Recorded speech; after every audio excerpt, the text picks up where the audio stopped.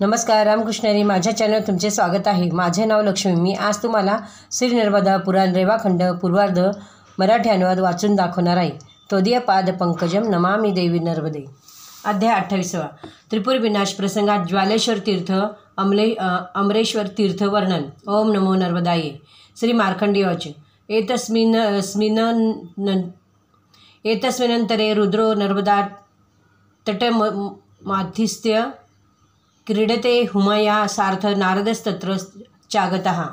मुनिश्रेष्ठ श्री मार्कंडेय वदले, ह्यावेळी श्री नर्मदा तटात स्थित श्री रुद्र उमादेवी बरोबर क्रीडा करत होते आणि तिथे नारद मुनी आले। उमादेवीसह देवादिदेव श्री शंकराला प्रणाम करून त्रिपुरात जो प्रसंग घडला तो श्री नारद मुनींनी निवेदन केला। स्वामींच्या आज्ञेने बाणाच्या त्रिपुरातील महालात गेला होता। बाणाला न्यायपूर्वक भेटून त्याचे विस्तीर्ण अंतपुरात गेलो। तिथे बुद्धिमान बाणाच्या 1000 स्त्रियांना पाहून इच्छेनुसार यथायोग्य त्या पुराला मोहित करून परतलो। श्री नारद मुनींचे हे वचन ऐकल्यावर चांगले झाले अशी प्रशंसा करून श्री शंकराने त्रिपुर भ्रमणाचे चिंतन केले। समर्थ श्री विष्णूने स्वहस्ते सोडलेले वेगवान महान विष्णू चक्र माझ्या तेजाने रक्षित झाले। त्या लोकात प्रसिद्ध बाण माझ्या भक्तीत तत्पर आहे आणि विशेषतः ब्राह्मणाची वाणी माझ्या इच्छेने त्याला प्राप्त आहे। अशा प्रकारे खूप वेळ देवादिदेव श्री महेश्वरांनी सुखपूर्वक चिंतन केले। त्यानंतर श्री शंकराने मंदारावर लक्ष केंद्रित करून त्याला धनुष्यावर स्थापित केले। पृथ्वीला धनुष्याच्या प्रत्यंचेत स्थापित केले। धनुष्यबाणात सनातन श्री विष्णूचे ध्यान केले। त्या बाणाच्या अग्रभागात चतुर्मुख ज्वलत अग्नी स्थापित केला। धनुष्यबाणाच्या पिसाकडील अग्रभागात गरुड व वेगात वायूला स्थापित केले व पृथ्वीरूप रथाची रचना केली। दूरच्या अग्रभागात दोन्ही अश्विनकुमारांना अक्षदा इंद्रदेवाला आणि पुढील किलात कुबेराला, उजव्या बाजूला यम आणि डाव्या बाजूला कठोर काळाची भावना, सूर्यचंद्राला चक्र रूपात तर गंधर्वांना आर्याच्या रूपात, श्री ब्रह्मदेवाला सारथी तसेच वेदांना घोडे करून वेदांगांना लगाम आदी रूपात तसेच रास रूपात, छंदांचा विचार मुखाने उच्चार करण्यायोग्य ओंकाराला चाबूक बनून, धाताला पुढे विधाताला मागे, सर्व दिशांना वायू तसे ऊर्ध्वयंत्रात मोठमोठे साप व पिशाच्य सिद्धी विद्याधराला स्थापित करून गणभूत समुदायाला सर्वांग संगीत, युगमध्ये मेरू आणि युगाच्या खाली महागिरी हिमालय यंत्रात भयंकर सर्प, शम्यस्थानी विशेषतः वरुण नैऋत्य आणि दोऱ्याच्या मध्यस्थानी गायत्री नि सावित्री स्थित केल्या। रथध्वजा सर्व बाजूस सत्य, शौच, दम व रक्षा स्थिर करून रथाला देवमय बनवून श्री शंकर युद्धात कटिबद्ध झाले। कवचधारी तलवारधारी अंगुली रक्षक साधनायुक्त होऊन देवादिदेव श्री शंकर पेटाकटून जटाजूट घट्ट बांधून दिव्य धनुष्याला सज्ज करीत उत्तम रथाला योजून हे युधिष्ठिर रथाच्या मध्यभागी स्थित झाले। त्यांनी धनुष्याच्या तीव्र टंकारांनी त्रिभुवन कंपित केले। त्यावेळी युद्धासाठी दृढपणे वैशाखाचा आश्रय घेऊन श्री महेश्वर स्थित झाले। खूप वेळ निरीक्षण केल्यावर क्रोधाने डोळे लाल झाले। तेव्हा उत्कृष्ट मंत्राचे ध्यान करून आणि स्वतःला अवरोधित करून त्रिपुर विनाशाच्या इच्छेने त्यांनी अचानक बाण सोडला।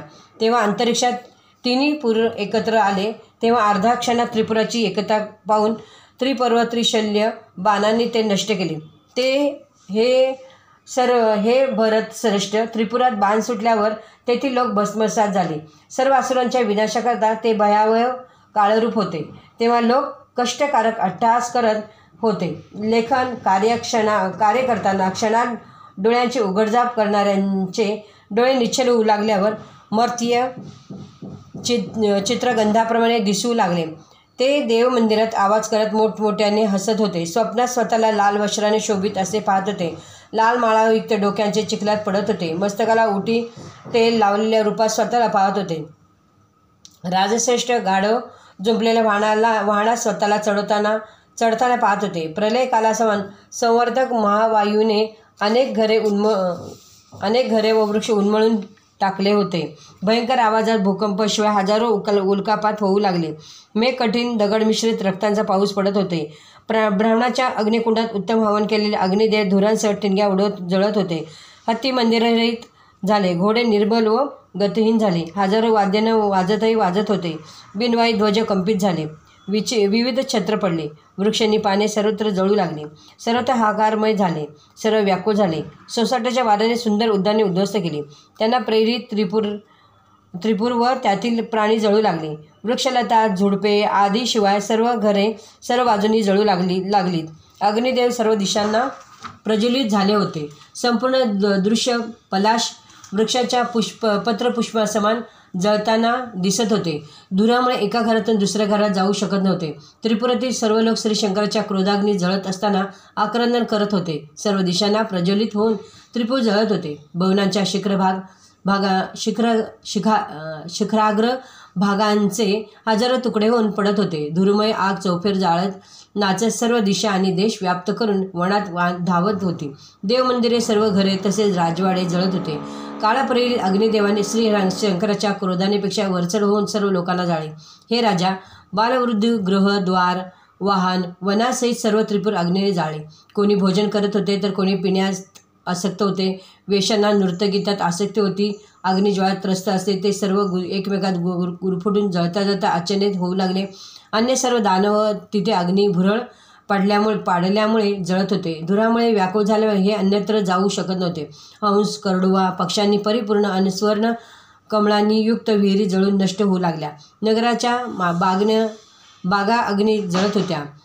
सुंदर कमळांनी झाकलेल्या 8 योजनेपर्यंत असलेल्या विस्तीर्ण विहिरी आणि पर्वतासमान रत्नांनी सुशोभित भवनांचे अग्नीत जळल्यामुळे पृथ्वी तुकडे तुकडे पडताना दिसत होते. सर्वत्र स्त्री, पुरुष, बाल, वृद्ध जळत होते. अग्निज्वाळा निर्दयपणे जाळत सर्वत्र भयंकर हाहाकार माजत होत्या.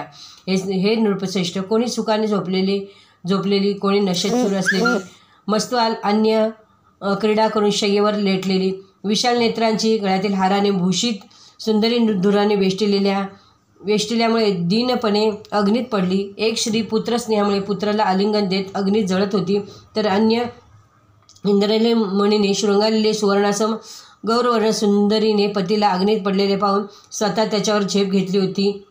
हे राजा, सूर्यासमान वर्णाची स्त्री तिच्या प्रिय पतीसह लेटल्यामुळे अग्निज्वाळेने त्रस्त होऊन पतीला बिलगली, तर मेघासमान वर्णांची चंचल अनेक कनक मेखला आणि श्वेत वस्त्र धारण केली सुंदरी पृथ्वीवर पडली. कंद, पुष्प, चंद्रासमान वर्ण असलेली नील रत्नांनी शोभित कोणी सुंदरी हात जोडून माथा टेकून अग्निदेवाला प्रार्थना करत होती. राजा, कोणा स्त्रीचे वस्त्र जळत होते तर कोणाचे केस जळत होते. अग्निज्वाळासह जळणाऱ्या सुवर्ण पात्रांना कोणी स्त्री घाबरत होती. दुःखपीडित कोणी श्रीपतीला भस्मसात झालेले पाहून कुरुरी सागरी पक्षासह विलाप करत होती.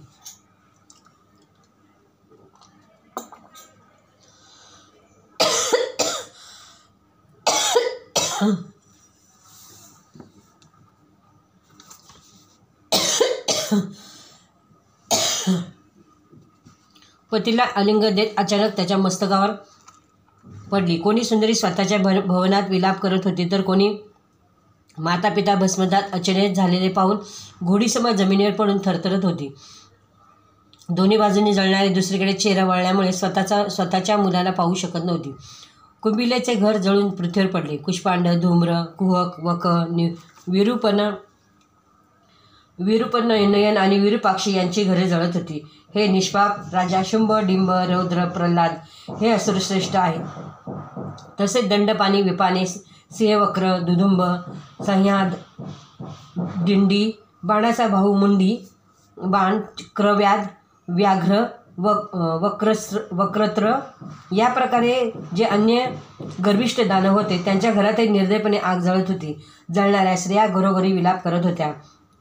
दीनपणे बोलणाऱ्या अनाश्रया श्री शिवशंकराकडे जाऊन म्हणाल्या, हे अग्निदेव, जर देवांच्या शत्रूशी शत्रुता आहे तर पुरुषांची वैर उचित आहे. घरच्या पिंजऱ्यातील कोकिळेसमान स्त्रियांना काय अपराध? आपण अति निर्दय आणि कठोर आहात. आपल्या स्त्रियावर क्रोध उचित आहे का? आपण या जगात ऐकले नाही का की स्त्रिया सर्वथा अवैध आहेत. वायू प्रेरित होऊन जाळणे हा आपला गुन्हा आहे.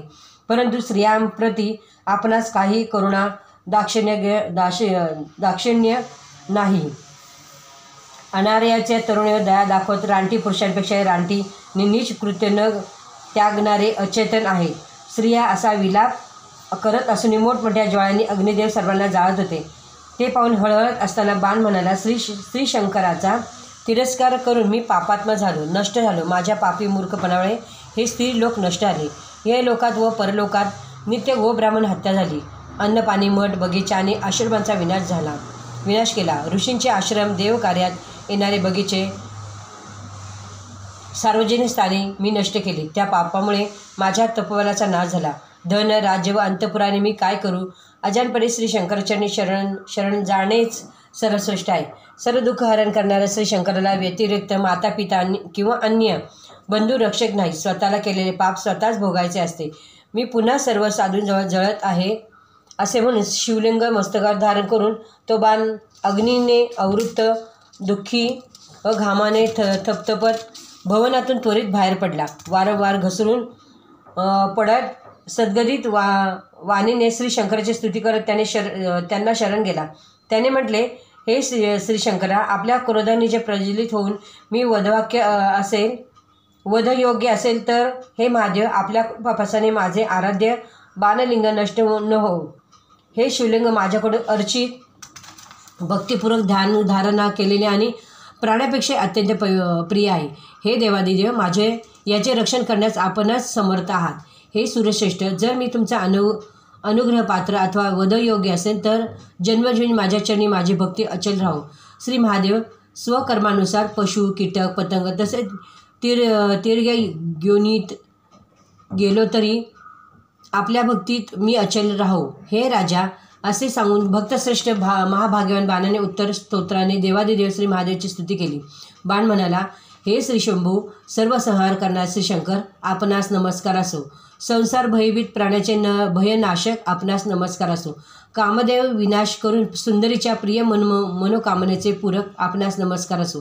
पार्वती देवीचे प्राणात परमार्थाचे सारभूत भयंकर सर्पांचा हार करणारे आपला जय असो. निर्मूल भस्मभूषित गात्र, आपला जय असो. मंत्रमूल स्वरूप जगताचे एकपात्र आणि सर्वश्रेष्ठ आहात. विषधारी सर्पांनी वेढल्यामुळे पीतजटाधारी, आपला जय असो. भयंकर रूप त्रिशूळ व धनुष्यधारी, आपण सर्वात उत्कृष्ट आहात.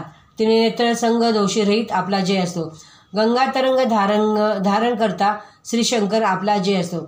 भयंकर स्वरूप खटवांगड हस्त, आपला जय असो. संपूर्ण जगात प्रशस्त चंद्रशेखर, आपला जय असो. सूर्यश्रेष्ठ सूर्यलोकांचे सारभूत भगवान, आपला जय असो. प्रज्वलित होणाऱ्या पदार्थाचे सारभूत, आपला जय असो. कीर्तनीय जगात पवित्र, आपला जय असो. वृषभध्वज व बहुविध चरित्र असलेले भगवान, आपला जय असो. नर कपाल माला रचित असे आपण जय प्राप्त हो. अगासुरांच्या देहपंजरांचे नीलकंठ श्रेष्ठ नंदीश्वर गमन करणारे, आपला जय असो. सकल लोकांचे पापशम करणारे, आपला जय असो. सिद्ध सुरासुर ज्याच्या चरणी नम्र आहेत असे, आपला जय असो. अतिभयंकर संसार सागर तारक रुद्र, आपला जय असो. गिरीश देवराज इंद्र आदींचे माननीय शिव, आपला जय असो. सूक्ष्म रूपधारी ऋषीमुनीद्वारा चिंतनीय, आपला जय असो. त्रिपुर दग्ध करणारे विश्वाचे सूक्ष्म तत्व, आपला जय असो. सकल शास्त्रांचे परमार्थ तत्व, आपला जय असो. दुर्बोध संसार तारक, आपला जय असो. घोर कलियुगांचे पाप महार्णवात मुक्त करणारे भगवान, आपला जय असो. सुरासुर आदिगणांचे ईश, आपला जय असो. अश्ववाहन सिंह आणि हत्तीसम्मुख असलेले ईश्वर, आपणास नमस्कार असो. ब्रह्म, आपण अतिसूक्ष्मस्थल व अतिदीर्घ रूपवान आहात. देवगणसुद्धा आपणास प्राप्त करू शकत नाही. अमरतत्व निरंजन मी आपल्या चरणी मी सदा वंदन करतो. सुंदर नेत्राच्या कांतीला हरण करणारे सांब, आपला जय असो. खूप उन्नती प्राप्त करून अहंकारही आपणास प्राप्त करू शकत नाही. स्वविनाश ओढून घेतो तेव्हा अतिउग्र तपसुद्धा अति हानिकारक होते. संकटकाळी एकटे जाणाऱ्याला पुत्र, बांधव, पत्नी व सर्व मित्र सहाय्यक नसतात. केवळ केलेल्या शुभाशुभ कर्माचे ते जे कर्ताद्वारा होतात तेच सार्थक ठरतात व कुचकामी करणाऱ्यांच्या पुढे चलतात. निर्धनीला भ्रमण करताना काही भय नसते, पण धनाची आसक्ती बाळगणारा भयमुक्त नसतो. तेव्हा मी धनत्याग करतो. लोभीच पापचरण करतात. शुद्धांचे पापासून दूर राहतात. धर्मसार श्रवण करून त्याचे निश्चयपूर्वक ग्रहण केले पाहिजे. आपण श्री विष्णू, आपण सनातन ब्रह्मस्वरूप जगन्नाथ, आपण इंद्र, आपण देवादिदेव सूरनाथ आहात. आपणास नमस्कार असो. आपण पृथ्वी व वरुणे आहात. आपण वायू आणि अग्नी आहात. आपणच यज्ञातील दीक्षांनी यजमान, तसेच आकाश आणि चंद्र आहात. आपण सूर्य, आपण कुबेर, आपण यम, शिवाय गुरुही आपणच आहोत. त्रिभुवन व्यापी सूर्याप्रमाणे आपण सर्व जग व्याप्त केले आहे. हे बाणाकृत स्तोत्र ऐकून क्रोध त्यजून मनाने प्रसन्न मनात श्रीशंकर भगवान म्हणले, हे दानव, आता तू विसरू नकोस. स्वर्णनिर्मित भगवान, तू स्थिर राहा अथवा माझ्याजवळ राहा. वत्स, आजपासून तू पुत्र, नातू, पंतू, बांधव आणि पत्नी सर्व शस्त्रात वधयोग्य नाहीस. श्री मार्कंडेय म्हणाले, हे भरतवंशोत्पन्न राजा. तेव्हा देवादिदेव श्री शंकराने त्याला वर दिला, तू स्वर्ग, मृत्यूलोकात व पाताळात सुरांसुराकडून पूजित होशील. तू अविनाशी अधिकारी होऊन सुखाने राहा. त्यानंतर त्या रुद्रदेवाने अग्निदेवाला दग्ध करण्यापासून वाचवले. श्रीशंकर त्याचे तिसरे पुरे झालेले हे अग्निज्वाळाने वेढल्यामुळे पृथ्वीला पडले होते. अर्ध्या प्रस्थानापासून अग्निज्वाळा आकाशाला स्पर्श करत होत्या. तिथे ऋषी, देवता आणि श्रेष्ठ विद्याधर आदी हाहाकार माजत होते. त्यांचा एक भाग श्रीशैल्यामध्ये पडला, दुसरा भाग प्रज्वलित असताना अमरकंटक पर्वतावर पडला. ज्वालायुक्त स्थितीत पडल्यामुळे तो ज्वालाशय नावाने प्रसन्न झाला. हे राजा, त्रिपुट झाल्यानंतर उत्तम भाग पडल्यामुळे श्री रुद्रदेवाने तेथील ज्वाळांचे निवार होऊन स्थिर राहिले. हाकार करण्या ऋषींच्या रक्षणार्थ उमादेवींनी नंदिकेश्वर स्वतः श्री महेश्वर मूर्तिधारी होऊन तिथे स्थिर झाले. जो भक्तिभावाने मनापासून अमरकंठाची स्तुती स्मरण करतो त्याला निशेष चांद्र याण्यापेक्षा अधिक पुण्य मिळते. कारण हा अमरकंठ श्रेष्ठ पर्वत अत्यंत पुण्यरूप आहे. हे राजा, यामुळे हा नित्य पापक्षय करणारा आहे. हा पर्वत नाना वृक्षलतांनी व्याप्त व विविध फुलांनी सुशोभित आहे. अनेक पुष्पगुच्छ, झुडपे आणि वेलींनी वेढलेला आहे. वाघसिंहांनी युक्त, हरणाच्या झुंडीने सुशोभित, श्वापदांच्या आवाजाने नित्य आनंदित असलेल्या त्या पर्वताला श्री ब्रह्मदेव, इंद्रदेव आणि भगवान श्री विष्णू आदी प्रमुख सहस्रदेवांनी देवादिदेव श्री शंकर सेवित आहेत. हे राजा, या अमरकंटक पर्वत जो देहत्याग करतो तो क्रमशः 14 लोकात विलास करतो. ऐंद्रिय, अग्नेय, कौबेर, वायव्य, याम्य, नैऋत्य, वारुण, सौम्य, सौर, ब्रह्मपद आणि वैष्णव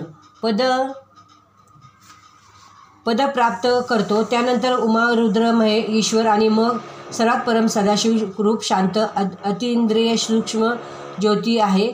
धीरेंद्रिय जंत्रीशा विधीपूर्वक त्यातच निशेष विलीन होतो. राजा युधिष्ठिरने विचारले, ऋषिश्रेष्ठ अमरकंटकामध्ये पतनाचा कोणता विधी आहे? कोणता विधी सांगितला आहे? हे महामुनी, हे सर्व आपण मला सांगावे. मला शंका आहे. श्री मार्कंडेय दिले, हे पांडुनंदन, ऐक, मी तो विधी सांगीन. आधी नित्य कर्म करावे, त्यानंतर गमन करावे. हे राजा, प्रथम तीन चांद्रयान व्रत करून शिवमंत्राचा दशलक्ष जप करावा. दूध, शुद्ध भाजी व लाल कुळीत खाऊन 3 वेळा स्नान करून शुद्ध अंतकाळात 3 वेळा देवादिदेव त्रिनेत्र शिवांचे पूजन करावे. हेच राजश्रेष्ठ, तिथे दशानाने हवन करावे. अशा प्रकारे लाख वेळा मंत्रांना जप केल्यावर मग गंधमालिनी पूजन करावे. रात्री विमानात श्री शंकराला स्थित पाहिलं लीन व्हावे. या निवडण्याचा लीन होणारा स्वर्गलोक मिळून देवतांबरोबर खेळतो. 30,30,00,000 वर्षापर्यंत सुंदर भोग भोगून तो पुन्हा पृथ्वीवर उतरतो. लोकपूजित होऊन त्याच्या एका हातातील छडी त्याच्या एका छत्राखाली पृथ्वीचे हे राज्य उपभोगतो. या व्याधिशोक विमुक्त होऊन शततीर्थ जगतो. हे ज्वालेश्वर तीर्थ तर त्रैलोक्यात प्रसिद्ध आहे. राजा युधिष्ठिर, तिथून श्री शंकरचित्त ज्वाला नदी निघाली. ही नदी त्या बाणासुराला शांत करून श्री नर्मदाला मिळाली. महाराज त्या संगमावर विधीपूर्वक तिळमित्रित जलाने पितृदेवतांचे तर्पण करावे आणि पितृदेवतांना पिंडदान करावे. असे करणार उत्तम पुंडरीक कमलदानाचे फल प्राप्त करतो, विष्णुलोक प्राप्त करतो. हे राजा, या त्या तीर्थात जो अनाशक म्हणजे अनशन व्रत करून श्रीशंकराची आराधना करतो, तो सर्व पापांपासून मुक्त होऊन रुद्रलोकात जातो. अमरेश्वर शेकडो देवांनी सेवित आहेत तसेच ऋषीगणांनी सेवित आहेत, म्हणून हे क्षेत्र महापुण्यजनक आहे. हे अमरकंटक तीर्थ सर्वत्र योजनापर्यंत पुण्यदायी आहे. करोडो रुद्रदेवांनी युक्त असल्यामुळे ते अत्यंत पुण्यप्रद आहे. ज्यांना त्या अमरकंटक पर्वतराजांची परिक्रमा श्रद्धापूर्वक केली, त्याने निशेष पृथ्वी प्रदक्षिणा केली. काया वाचा मने प्रदक्षिणा केल्याने त्रिविध पाप नष्ट होते, असे सत्य श्री शंकरांनी सांगितले आहे. राजा, अमरेश्वर जवळ शक्रेश्वर तीर्थ आहे, जे इंद्रदेवाने महान तप करून स्थापित केले आहे. श्री ब्रह्मदेवाने स्थापन केलेल्या शुभ कुशावर तीर्थसुद्धा तिथे आहे, जे ब्रह्मकुंड म्हणून प्रख्यात आहे. तसेच तिथे हंस तीर्थे आहे. अंबरीशचे तीर्थ आणि महाकालेश्वर तीर्थानंतर कावेरी नदीच्या पूर्व मातृकेश्वर तीर्थ आहे. बरेश्रेष्ठ ही तीर्थे श्री नर्मदा दक्षिण भागात आहेत. तिथे राहण्याने दान स्नान करण्याचे पापसमूह नष्ट होतो. भृगतुरंगात प्रसिद्ध शिवभैरव तीर्थ आहे. त्यांच्या दक्षिण भागात चपलेश्वर आहे. ही दोन्ही दुःख हरण करणारी तीर्थ श्री नर्मदेच्या तटावर आहेत. त्यांची पूजा अर्चा करून त्यांना नमस्कार करून उत्तम तीर्थयात्रेचे फळ मिळते. दर्शनविना अर्चनेविना हे जगातील अर्चविना ते दोन्ही मानवाला विघ्नकारक आहेत. हा स्कंद पुराणातील रेवाखंडाच्या पूर्व भागातील त्रिपुर विनाश प्रसंगात ज्वालेश्वर तीर्थ व अमरेश्वर तीर्थ वर्णन नावाचा 28 अध्याय पूर्ण आला. रामकृष्ण हरी. तुम्हाला व्हिडिओ आवडल्यास लाईक करा, शेअर करा. रामकृष्ण हरी. नर्मदे हर, नर्मदे हर, नर्मदे हर.